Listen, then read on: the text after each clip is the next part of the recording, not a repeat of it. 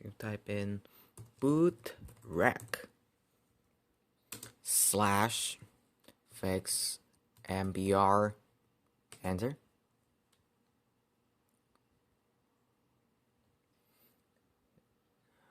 Boot rec / fix boot.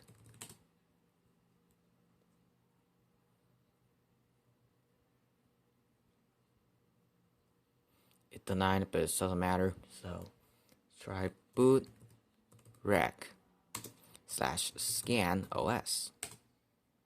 Now you have to wait. It takes like a couple minutes.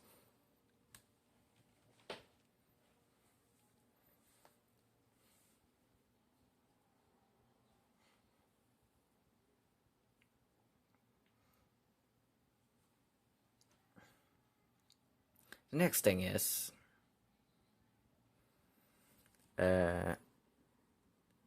boot rec / rebuild bcd.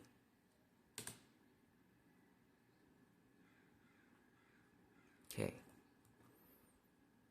try it again. Turn this off.